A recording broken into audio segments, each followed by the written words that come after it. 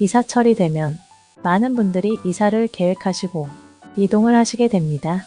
기존 살던 곳이 아닌 새로운 곳으로 이사를 가게 되면 나를 둘러싸고 있는 모든 기운이 바뀌게 되어 새로운 시작을 하게 되는데요. 기왕이면 더 좋은 공간에서 좋은 기운을 받으며 좋은 일들이 일어나는 집을 선택하시면 좋겠죠.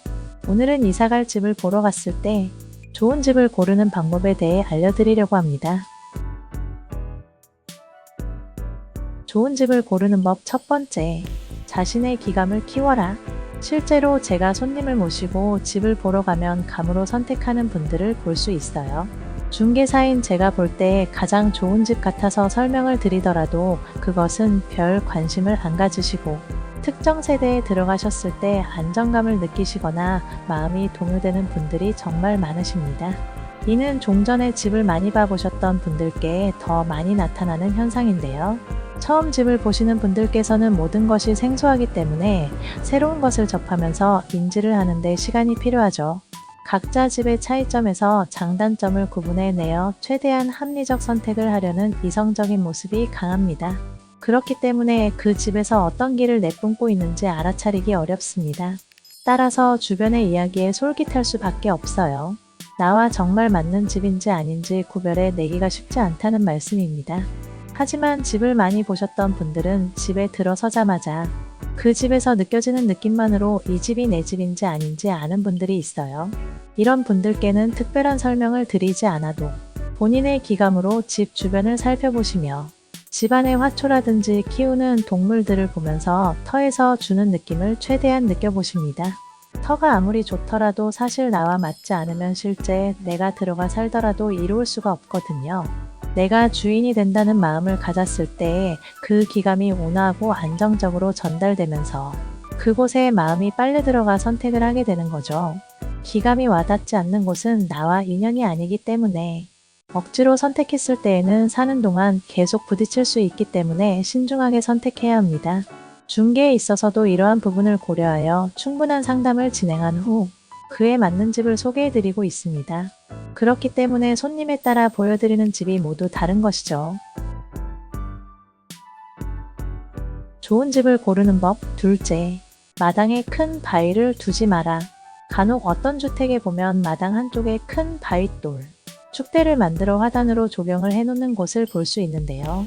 이는 외부에 강한 금의 기운이 들어오는 것으로 좋지 않습니다. 특히 바위돌이 많으면 식구들이 사고가 잘 날 수도 있습니다. 주로 교통사고가 많이 납니다. 아무리 좋은 돌이라 하더라도 좋지 않다는 것을 알고 절대로 마당에는 바위돌로 장식하지 않아야 합니다. 좋은 집을 고르는 법 셋째, 집안의 식물을 잘 살펴라. 집을 방문했을 때 화초나 화단에 있는 식물을 보면 아주 보기 좋게 아름답고 무성하게 잘 자라며 꽃이 피고 있다면 그 집은 아주 터가 좋다고 볼 수 있습니다. 그것은 그 터에서 생기가 뿜어져 나오기 때문에 식물이 잘 자라는 것이거든요.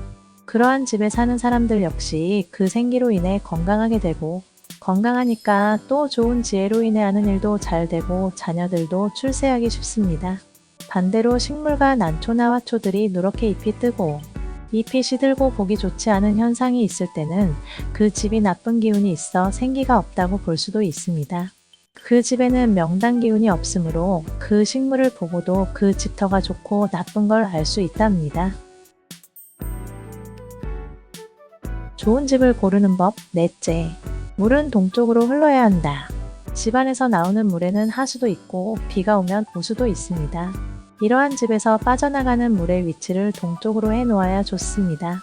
우리나라의 지형은 동쪽이 높고 서쪽이 낮아 그 지형에 따라 물은 낮은 서쪽으로 주로 흐릅니다만 이에 반대하여 경남 거창에 가면 서출동류 물길, 트레킹길이 유명하고 많은 이들이 찾는 이유가 있습니다. 그 계곡을 따라 걷다 보면 자연과 하나 되고 마음이 힐링되는 트레킹을 했다는 경험담을 듣곤 합니다. 동쪽은 풍수적으로 볼 때 해가 뜨는 곳이며 나무를 의미하고 그 나무는 수분이 있어야 풍부하게 잘 자랍니다. 반대로 서쪽은 해가 지는 곳이고 재물이 나가는 곳을 의미하기 때문에 집안의 재물을 상징하는 물이 서쪽으로 빠져나가는 것은 좋은 형국이라 할 수 없겠습니다. 물은 그 집의 생기작용을 도와주기 때문에 그냥 높은 곳에서 낮은 곳으로 흘러가는 것 같지만 그렇지가 않다는 것입니다. 그 집에 사는 사람이 물기를 어떻게 내느냐에 따라 식구들의 운이 좌우될 수 있는 것이지요. 좋은 집을 고르는 법 5째, 흉지를 피해라. 간혹 부모님을 여의고 부모님이 그리워 산소 옆에 집 지으시려는 분이 있으신데 이는 좋은 행동이 아닙니다. 부모님 묘도 볼 겸 집터 문의도 근처에 같이 하시는 분이 계시는데요. 살아생전 부모님과의 정이 있다 돌아가신 후에도 근처에 머물고자 하는 마음은 이해가 됩니다. 부모님께서 살아계실 때에는 같은 양체이기 때문에 서로 양의 기운을 받으며 도움을 주고 기운이 일치가 됩니다. 하지만 돌아가신 부모님은 음의 기운을 갖게 되기 때문에 육체가 없이 영혼만 있게 되지요. 이때부터는 이승과 저승의 다른 세상에 존재하게 되고 각자의 공간에서 생활을 해야만 합니다. 만약 이런 음의 기운을 가까이 하면 내 기운이 그곳으로 빼앗겨 버려 자꾸 허약해지고 동시에 기운이 없게 됩니다. 그러면 제대로 내 일을 못하게 되고 발전을 가져올 수 없게 되는 것이죠. 이것이 하루아침에 그렇게 되는 것이 아니라 서서히 그렇게 물들기 때문에 정작나는 내가 안 좋아지는 줄 모르고 생활하게 될 수 있습니다. 결국 나라는 존재를 빼앗기는 겁니다. 부모님께서도 돌아가신 후에라도 자식이 잘 되기를 바라고 계실 텐데 이런 모습을 보여드리는 건 좋지 않겠죠? 또한 집 가까이 부모님이 아니다라도 다른 사람의 묘가 50m에서 100m 사이 가까이 있는 건 같은 의미로 좋지 않습니다. 집을 구하실 때 반드시 주변의 형국도 살펴보시길 바랍니다. 오늘은 집을 구할 때 좋은 집을 고르는 법에 대해 알아보았습니다. 새로운 곳에서 좋은 기운 받으셔 하시는 일마다 길한 기운이 함께 하시고 행복하시길 바랍니다. 감사합니다.